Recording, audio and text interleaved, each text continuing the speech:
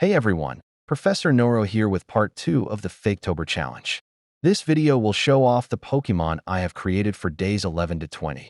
So let's see the list of prompts I did and what I created. For day 11, here is Webball, the web ball Pokemon, a bug and normal type. It spins its web into the shape of a ball to move around quickly. It hides in the center and uses the ball as protection from enemies. Here is Spydeer, the web deer Pokemon, a bug and normal type, and the evolved form of Webball. The two creatures that make up this Pokemon turn their webbing into one object. They make it big so they can scare off predators. For day 12, we have Bladodo, the Axe Dodo Pokemon, a dark and steel type. The blade on its beak is said to resemble axes from ancient times. It is also said to eat small pieces of metal to help it digest food. For day 13, we have Heller, the Burning Demon Pokemon, a dark and fire type. It is said that when this Pokemon is high up in the air, that it resembles the sun.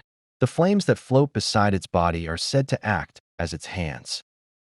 For day 14, we have our Pt2, the Blue Droid Pokemon, an electric and steel type. The pattern on its face is said to represent electrical lines that run through its brain. The claw it has is capable of sending out bolts of electricity. For day 15, we have C3PO, the Gold Droid Pokemon, a psychic and steel type. This Pokemon is said to store lots of information, even when it's damaged. Its arm is also capable of floating around so that it can attack physically from a distance.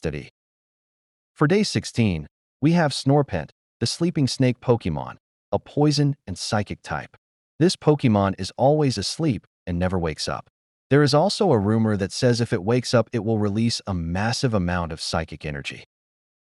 For day 17, we have Snotemp, the Thermometer Pokemon, an ice and poison type.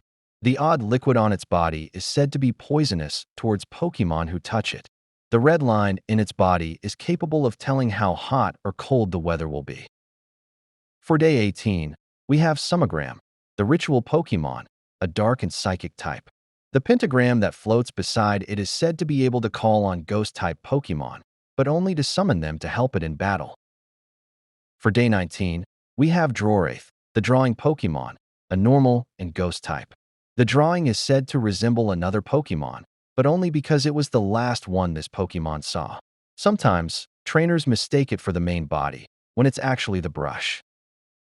Here is Arterror, the Painting Pokemon, a normal and ghost type, and the evolved form of Drorath. This Pokemon loves to paint on its own body with any color it has available. Sometimes, it will stand out in the rain to wash the paint off so that it may draw on itself again. For day 20, we have Poloud, the Sound Pole Pokemon, a dark and normal type. This Pokemon rarely moves around due to preferring crowded areas. If the area is too loud, it will send out a loud cry to make everything else quiet down. Here is Sureco, the Siren-Headed Pokemon, a dark and normal type, and the evolved form of Poloud. This Pokemon creeps through forests playing loud noises that resembles a siren. This noise drives away both Pokemon and trainers, making them think the forests are haunted.